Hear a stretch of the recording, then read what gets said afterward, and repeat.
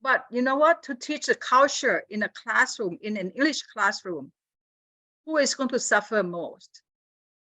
Who is going to suffer most then? If we try to teach, not only the language, but also any cultural features adherent to the language, then the teachers will be in big trouble. Why? Because the teachers have to prepare a lot, not only for the content, but the teachers have to be very well aware of intercultural features as well, right? And that's not easy. So that's why, first of all, many studies would do what? They focus on how to make the teacher a better teacher. So according to Buriram, Buriram says that the best teacher for him means what? One, the teachers allow learners to understand the relationships between their own culture and other cultures, right? If you ask Thai students right now, how many do they know that this is the way they greet in other culture? In Thailand, we say Sawasdee ka. But how about in China? You say ni hao only? Maybe not, maybe something else, right? So it will be good for teachers to make them curious what happened in other cultures, make them aware of their own culture, and be able to compare with other cultures. Now, at this point, I want to talk about, like cultural identity. When we are English teachers, but we don't mean that once they learn English, they have to ignore or neglect their own Thai identity. I think knowing about their own Thai identity is going to be very beneficial because it allows them to be able to compare with what, the Chinese students like. What do they eat? What do they do? What do they say? What do they act? Also, the Burmese students too. What do they say? What do they act for their cultural activities? At this point, I'm going to take a look at, the research studies conducted by previous scholars. These are the work conducted by previous scholars after 2000, I think, okay? Now, first of all, the first group, they focus on the teachers. Why teachers? Because the teachers are the first victim of teaching intercultural. It means what? It means the teachers need to know better than the students in order to teach the class. And that's why the students, these studies focus on the teachers. And if you are interested, please continue reading these articles. The first one by Red in 2014, right? This study tries to focus on the integration of intercultural dimensions into language teaching and learning. Now, what does it mean by intercultural dimensions? I think I mentioned in my previous talk that intercultural dimensions can vary. For example, in a Thai society, in a meeting, in a business meeting, if you are not happy with your boss, are you supposed to speak up in the Thai context? Let me ask you who are the Thai teachers. In a business meeting in Thailand, if you don't agree with your boss, are you supposed to speak up? Let me hear from you then. Thai students, are you still with me? Anybody? Tatiya ka? Anybody? Right. For example, in a Thai context, then in a business meeting, and I'm going to move on to China, right? In a business context, right? When they have a meeting, a boss and the superior, the inferiors. And if you don't agree with your boss, what are you supposed to do? Are you supposed to speak up, say, hey, boss, I don't think this is right. Oh, boss, you are wrong. Are you supposed to do that? Yili is smiling now. No, I think in Thai context, we cannot raise the ideas. Yes, if we not agree with the boss. Thank you, Patanan. Agree, Tatiya, agree, right? Not to talk about business context, talking about your own department. If you go and work in your if the department head or the dean say, oh, do this, I say, Dean, you are wrong. This is a really stupid decision.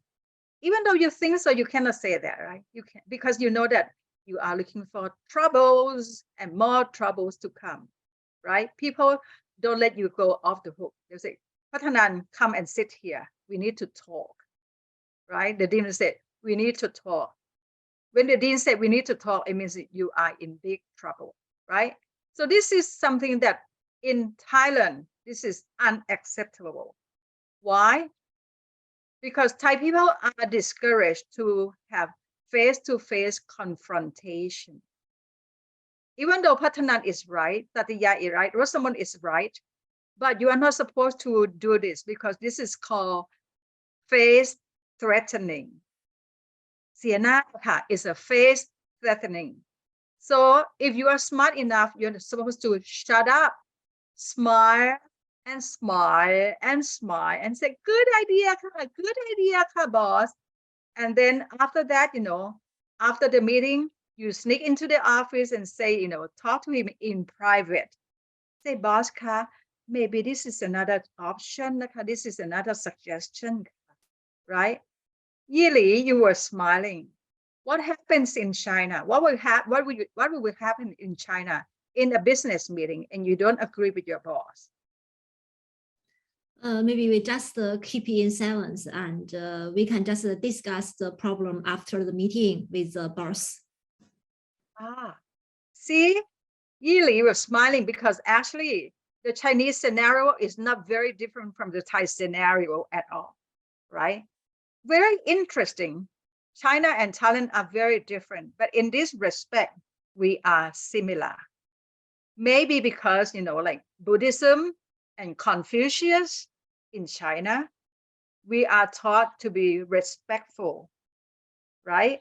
And because we are taught to be respectful, respectful means you are silent in front of the public as well.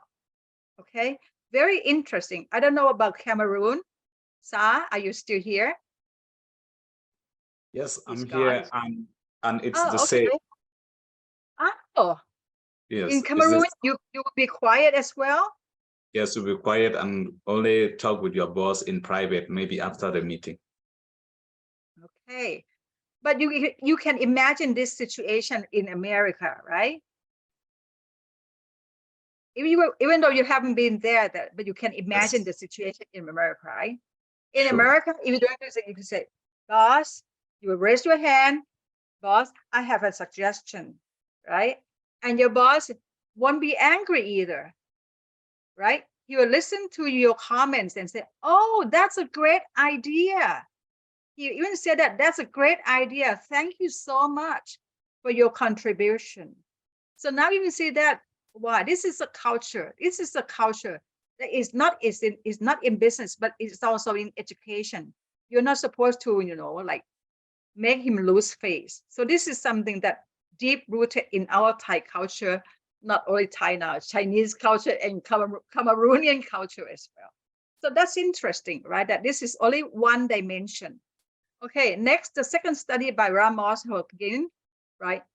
This study focuses on how interculturals were enhanced after the implementation of a intercultural content program.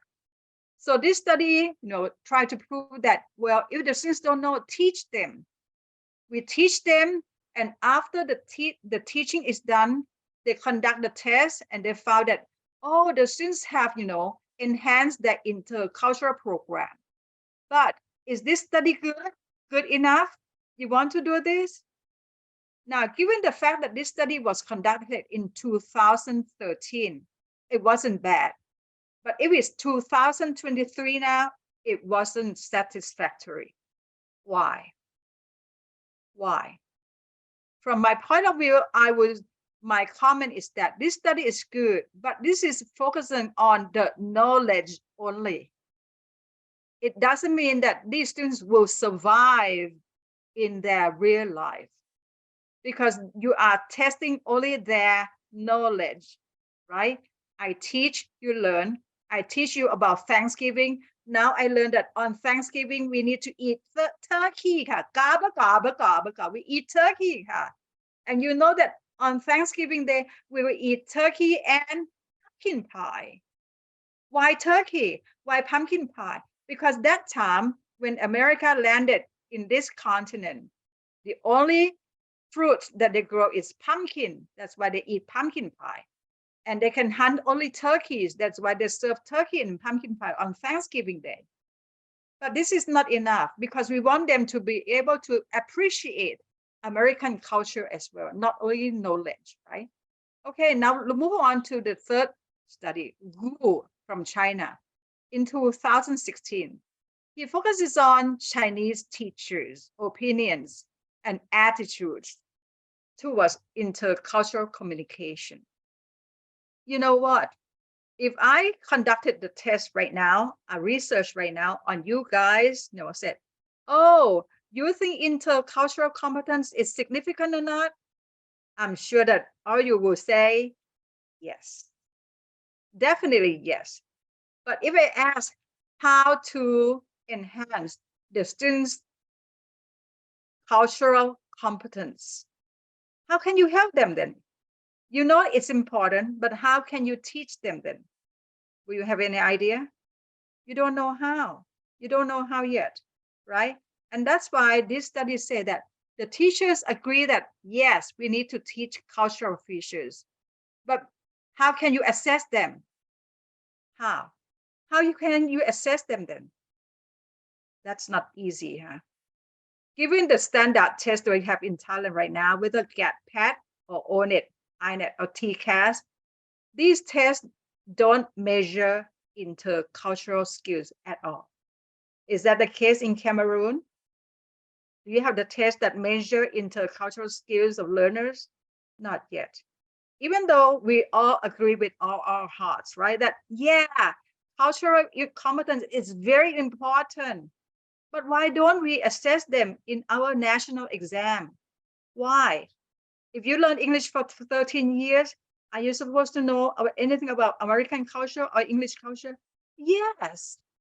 But why don't we assess them, right? And that's why it's your job, PhD students, if you're interested in it, you might find a way to assess intercultural competence.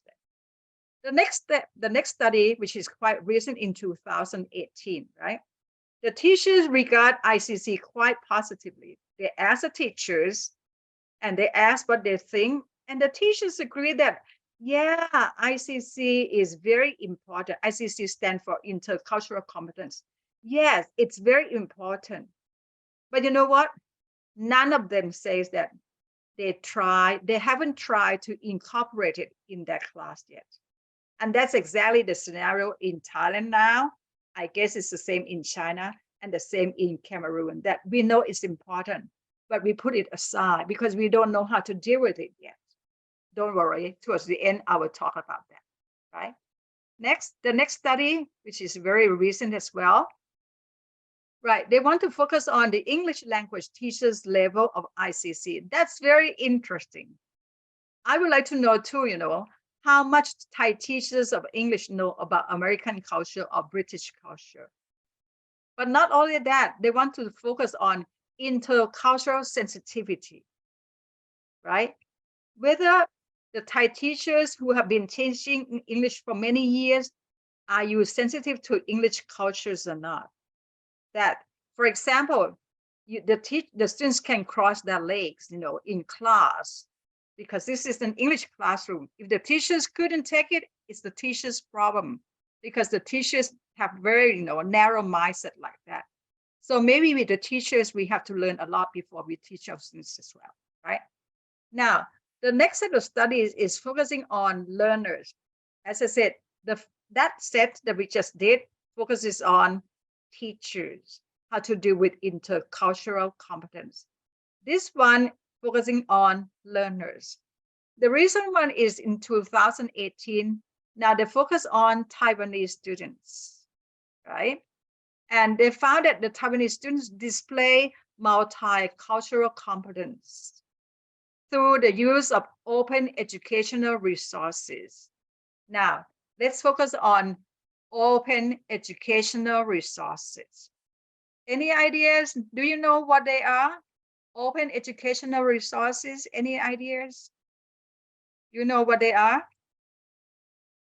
Any idea?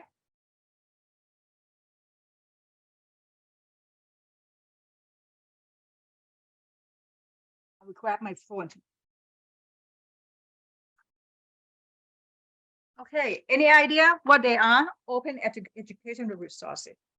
During the COVID-19, which is, impacts all teachings around the world, many teachers decide to get help from open educational resources.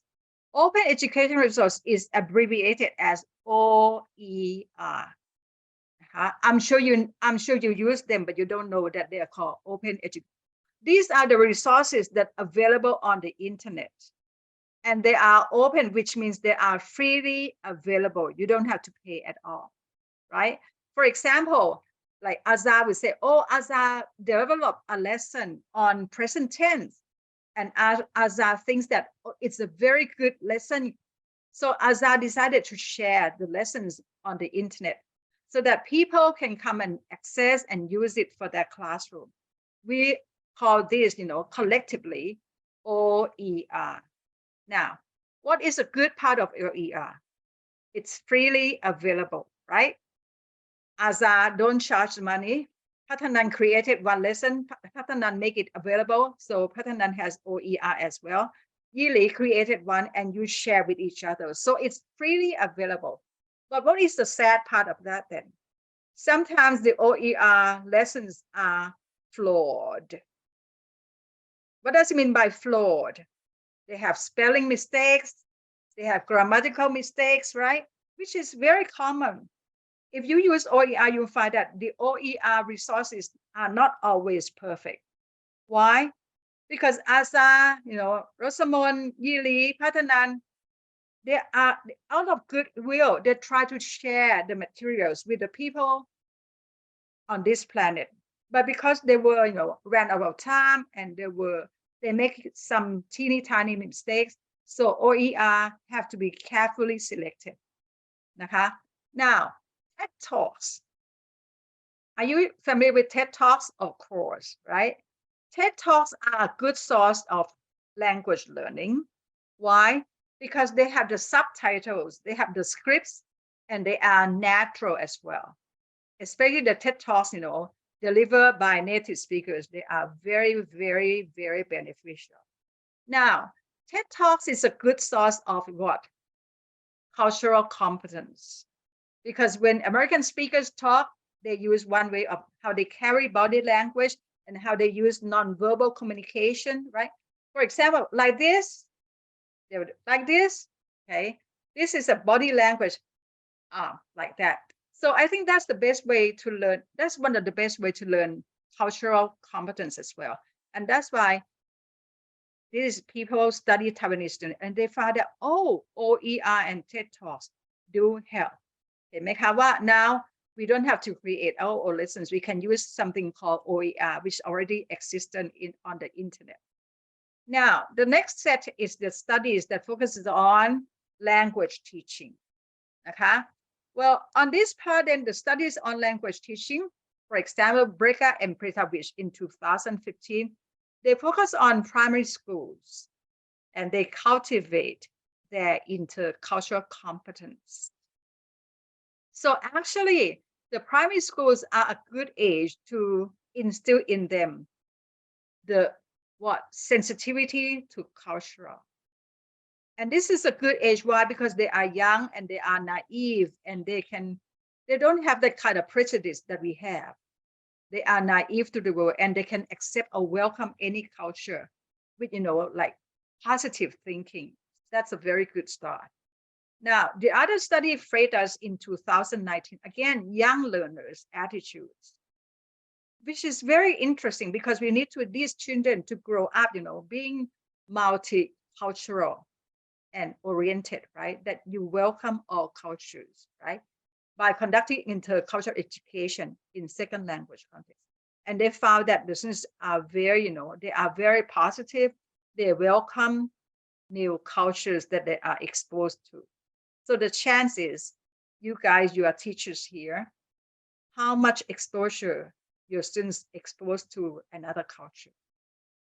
Any at all? And do you try to create, positive attitude about culture, another culture at all? Or Ajahn ka, we don't have time ka. I have to finish my lessons in time ka. Sorry, bye ka. Maybe that's more the case in Thailand, right? Unfortunately. Now, the next set of research studies here. If you take a look at ICC and you Google, you can find that there are a lot of research studies available on the internet. But now here, this is what my research gaps. For those of you who are interested in intercultural perspective or research, I haven't found any study at all that proves that teachers or we can create some intercultural activities in language teaching. How can we include these intercultural activities in language classroom? Right? How to integrate intercultural dimensions into language teaching and learning? How? If we have enough time. In other words, how can we prepare our students? This is to prepare our students, but how about our teachers? Are our teachers ready to handle intercultural competence? Unfortunately, many teachers in Thailand haven't been exposed to other cultures. I don't know about in China, I don't know about Cameroon, but many Thai teachers who teach English right now haven't been abroad. And that's why their exposure to other cultures is limited. Agree? Agree, right? I went to Singapore many years ago, and I spent about almost 2 months there. The first time I went to Singapore, the Singaporeans look at me and say,你会说中国话吗? They asked me that I can speak Chinese, so they start speaking to me in Chinese. Why? Look at my look. Because of my parents are from mainland China, so I look completely Chinese to them. They didn't hesitate to think that I'm from Thailand. And then I said, no, 我不会说中国话. When I say that to them, that I cannot speak Chinese, they said, no, you've got to be kidding. You've got to be kidding. I said, I can't. I really can't. And once they speak in English, they say, oh, it's okay lah. It's okay lah. No problem lah. No problem lah. Right? As I was smiling, I'm glad to see you smile. And I'm glad to see Yili smile too. Why? That's the culture. That's the culture. It's okay lah. No problem lah. Right? We can take a walk and talk in the park. So hopefully if you are in Singapore, you will see something like, okay, I'll say it again. No problem lah. It's okay lah. We can take a walk and talk in the park. What did I say? What did I say? Can you crack the code? It's a code. It's English, but English in a Singaporean context. One more time. No problem lah. It's okay lah. We can take a walk and talk in the park. Okay, Patanan is thinking. Rosamond is thinking. I'm sure everyone is thinking. Come on, can you tell me what it is? If you understand what it is. No problem. Yes. It's okay. We can talk on it. In the park. I cannot remember. Okay, Let's good walk job. and talk in the park. Yeah. Okay, yeah. Okay, one more time. No problem lah. It's okay lah. We can take a walk and talk in the park. We can take a walk and talk in the park. Yeah. Right. See that? Yes. After 2 months, I learned that, oh, I can speak like them lah. It's no problem lah. We can take a walk and talk in the park. We can take a walk in the, we can take a walk and talk in the park. Right. You want some coke? You want some coke? You want some coke? You want something to drink? You want some coke? What did they say? What did they You say? want some? What do you want? Do you want some Coke? You want something to drink? You want some coke? You want some coke? You want some coke? I'm not saying it in an insulting way. I'm not insulting. Understand? I'm not insulting. But after 2 months, I learned how to appreciate this beautiful culture really, really beautiful, you know. Oh, you want something to drink? Oh, you want some cock? Oh, I say cock. That's a slang term. It's a sexual organ of a guy, right? You want some cock? No, I don't want cock. I don't want cock. Oh, you want some? You want some? You want some? You want some coke? You want some coke, right? So, and then another beauty part is that in Singapore, people try to establish relationship with you. If you are young, they will establish themselves. Oh, auntie, auntie, auntie, you got something to drink? Auntie, auntie, I want some fried rice. I want some fried rice. What does it mean then? What do you learn from that then? When you see someone who is older than you, you try to establish them by putting them in your family now. If that person older than your mom, you say auntie, auntie, and not only auntie, auntie, auntie. It's a politeness article that auntie, auntie, you can sit down, you can sit down, you can sit down, right? Right? I woke up in the morning one day in the hotel, and there's someone knocking on my door because I asked them to deliver my breakfast in my room. Someone knocked on my door, you know, and I said, "Oh, hi, auntie. Hi, auntie." I call them auntie too. I call her auntie, and she said, "You want something? You want something?" I said, "Oh my God, that's very cool in Thai. You want something? You want something?" See, the Thai people were giggling because something is a part of the food. And the auntie said, "You want something? You want something?" I said, no, I don't want something. So actually, what did she want to say? She wants to say, "Do you want something? Do you want something? See, do you want something?" But she said, "You want something? You want something? You want something?" Right. So now you can see that, well, if you appreciate the culture differences, you enjoy your time in Singapore. And you can call auntie, auntie, and these, you know, ladies will give you a big smile and you give extra portion of the food because they love you. They love your efforts that you're trying to assimilate to their culture.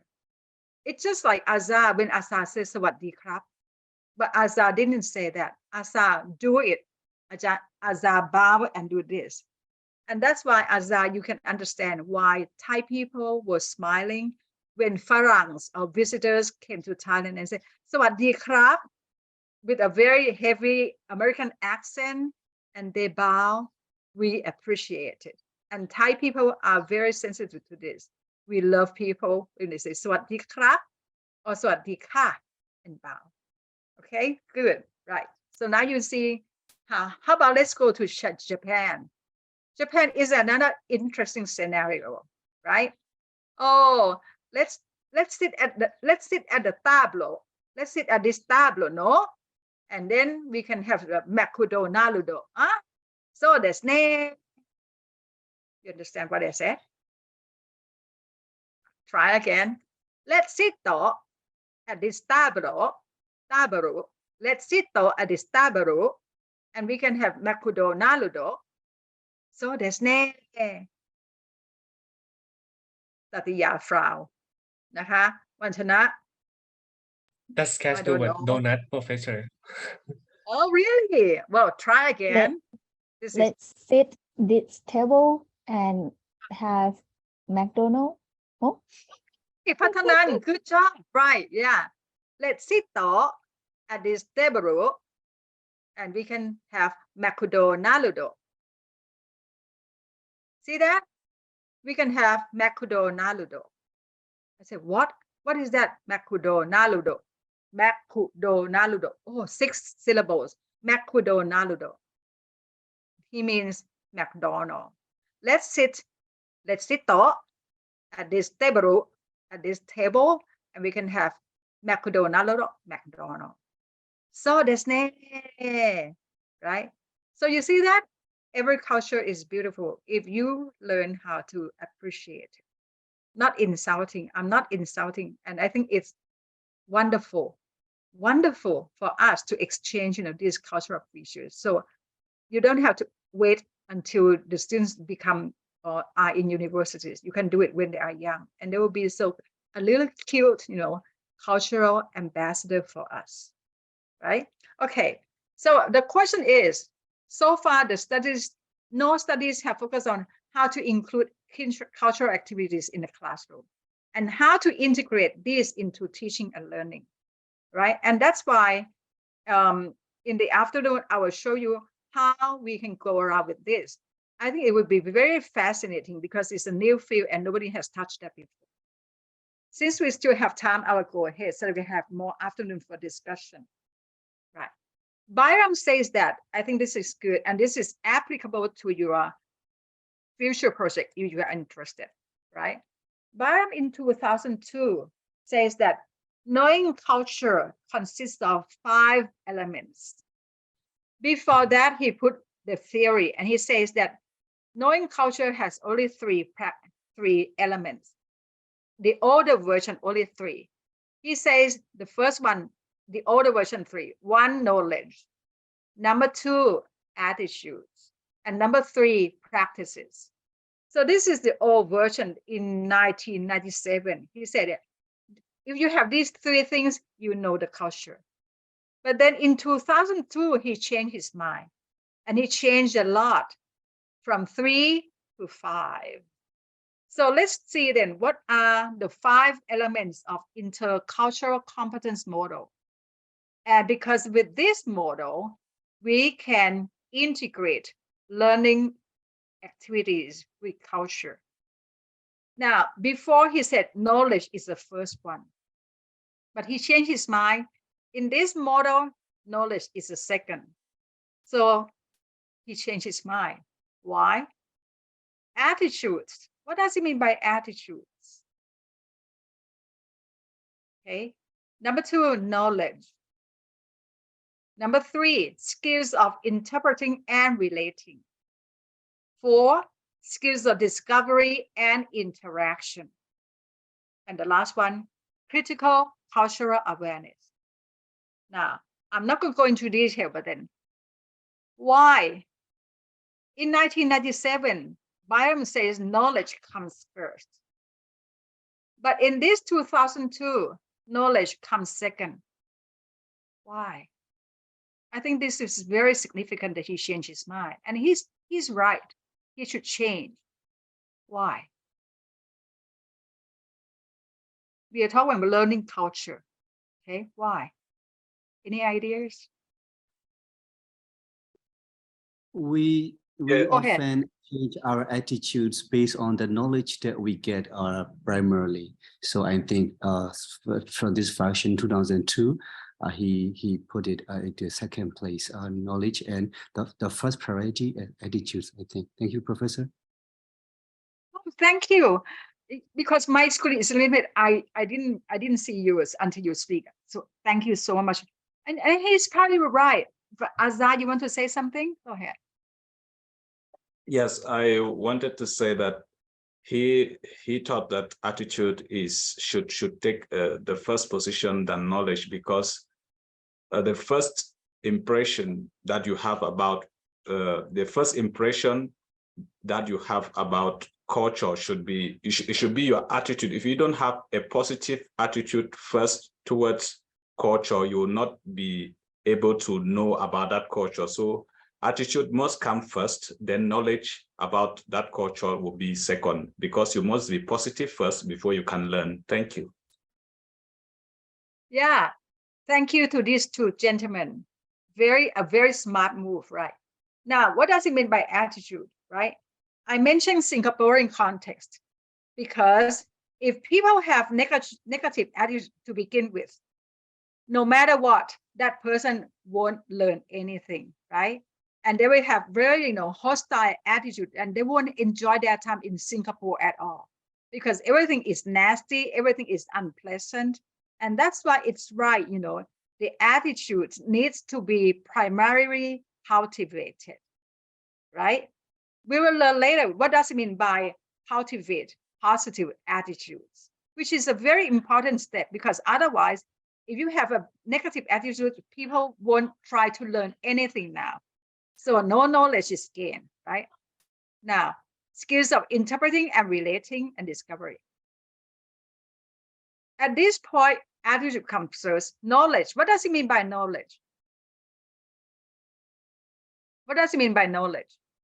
Knowledge means what? Oh, now I know that in China right now is a Chinese New Year's Day. So they light firecrackers, right? So if you go there and you are annoyed by the firecrackers, you shouldn't be, because you know that this is a part of the culture. You need to celebrate. Why you have chicken all over? Because chicken is one of the meals, right, that they serve on New Year's Day, Chinese New Year's Day. So the knowledge is about, do you know anything about this at all? You know what?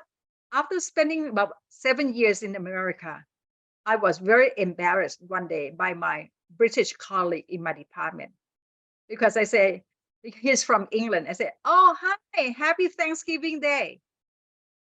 And because it was Thanksgiving, and I wanted to do what I did when I was in America. And because he's from England, you know what? He looked at me from the corner of his eyes and said, Bibi, I'm from England. In England, we don't celebrate Thanksgiving Day. The end. I was, shot from the moon, because I have no idea that, Thanksgiving belongs to American people only, because they wanted to celebrate their independence from the British people, right? They enjoy Thanksgiving for giving them food, for giving them life to live and a new land to live in America. So they enjoy that.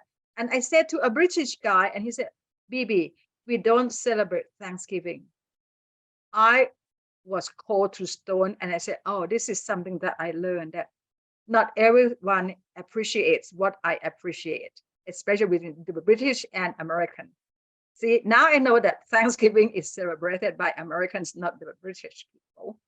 Okay, the next one is skills. I will talk about that in detail this afternoon.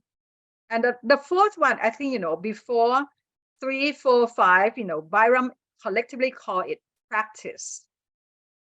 But you know what? You can write like Azat can do this, right? If you go to Japan, people bow a lot, but that's a very superficial, right? When you bow, it doesn't mean that you will respect the culture, right? It means nothing. It's just, it's just another body. Oh, if you want me to do it, I will do it, but not because I understand it. And that's why Buriram changed number 3, add number 3, 4, and 5. For example, here, interaction. Now, we learn a lot about interaction, that in order to learn a language, you need to be able to use it in interaction, right? You just don't say that, oh, this is grammar, present tense, but you never use it, because we want to encourage our learners to use the language in interaction, to be able to talk to someone in English using the right present tense with the right pronunciation like that. Okay, that's a good one. How about the last one? Critical cultural awareness. Well, this is a very interesting. Buriram says this in 2002, but recently, as a language teacher in Myanmar, in Cameroon, and in China, in Thailand, people mention a lot about 21st century skills. Okay, everyone says yes. What are the 4 C's, huh? Tell me, what are the 4 C's? What are they? One, you just tell me one at least. Communication. Communication, very good, right? Because the people nowadays, pardon? Okay, communication and Critical thinking. Critical Critical. thinking. Yeah, what else? Innovative. It's collaboration policy. Collaboration. So we have communication, critical thinking, collaboration, and Innovation. it's not C. Really, we are looking for 4 C's. It got to be the C, the letter C.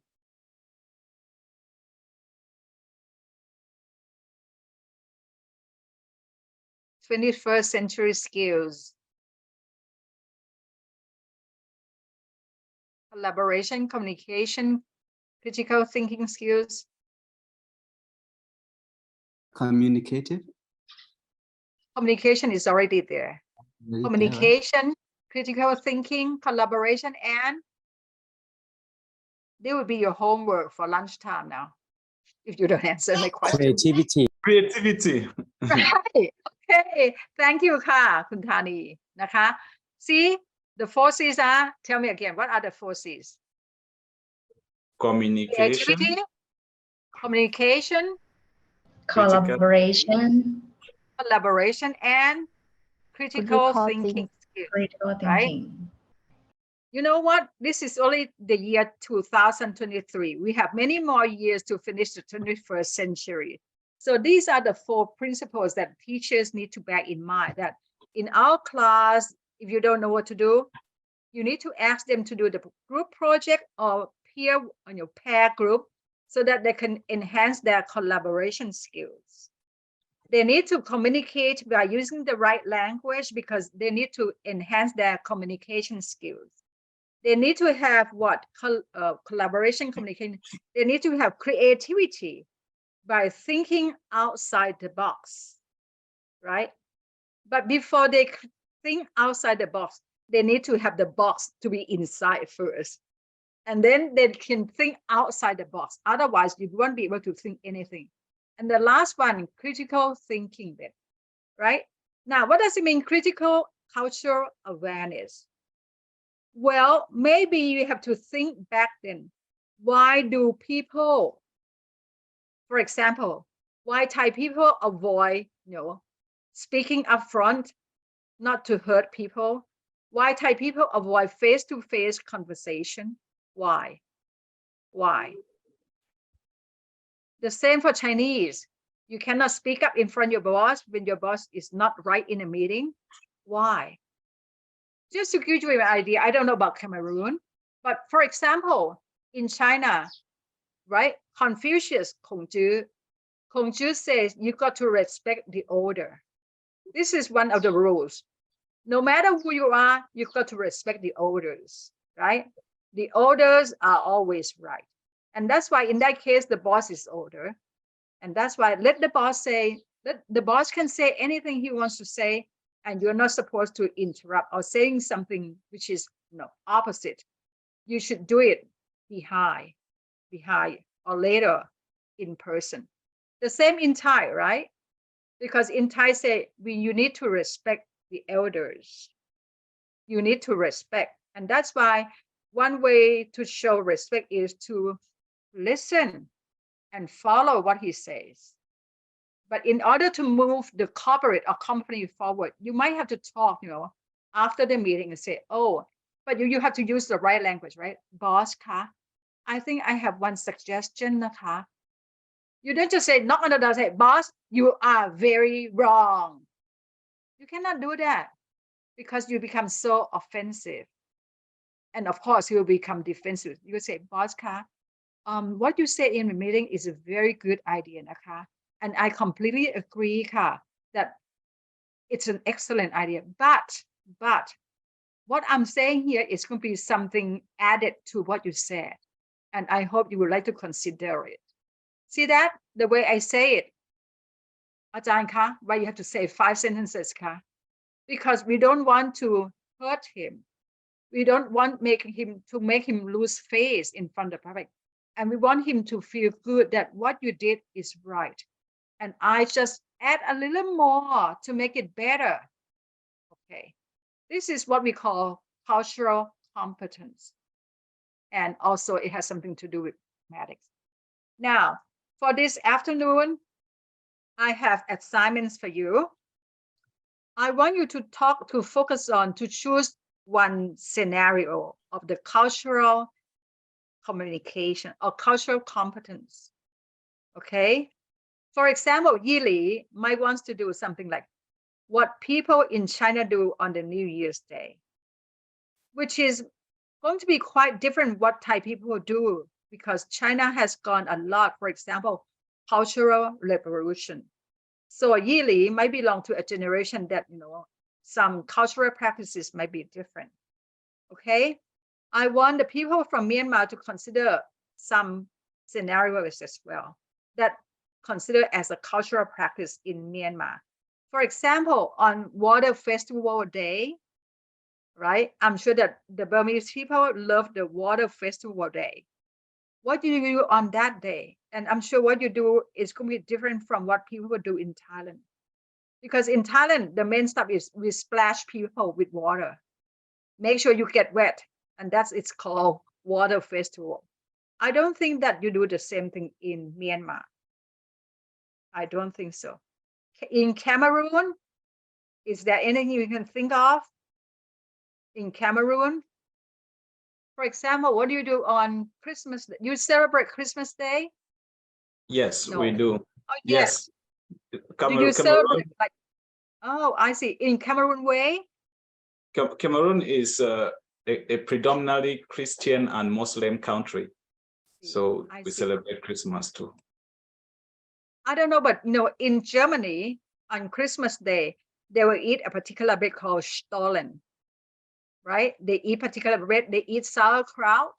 I don't know. How about in Cameroon? Do you have something different, or you think about something else? Because so this afternoon with 8 students who will register for the class, I want you to come up with that then and share with us, because we want to learn the Thai people as well. Naka. You have to think about Thai culture. I want you to present that in probably maximum 3 minutes. What you do on that particular occasion or ceremony on that particular day. So that's for you to do this afternoon. Is it clear? I can give you some examples that I have in mind, not this one. But you can do anything different from this, Naka. ไม่ไปแล้วล่ะค่ะอะไรไม่ไป I think it's time for me to stop because my Canva starts, behaving badly to me. Okay, at this point, now we have one. I'm sorry for the technical glitch that we encounter. Anything you want to ask right now at this point? So think about that culture and how to integrate culture or turn it into a classroom teaching then. I will help a little bit, so that you can help with activities and how to measure intercultural competence as well. Okay, any questions? Questions?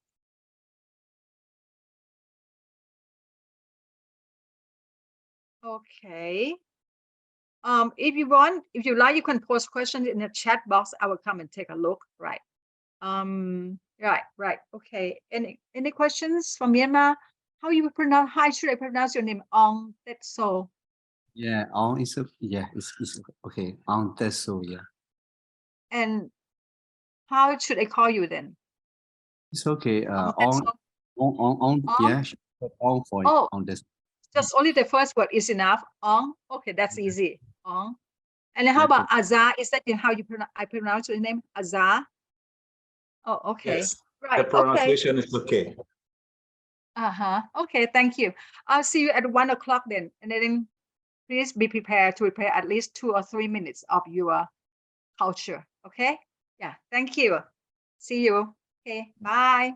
สวัสดีค่ะ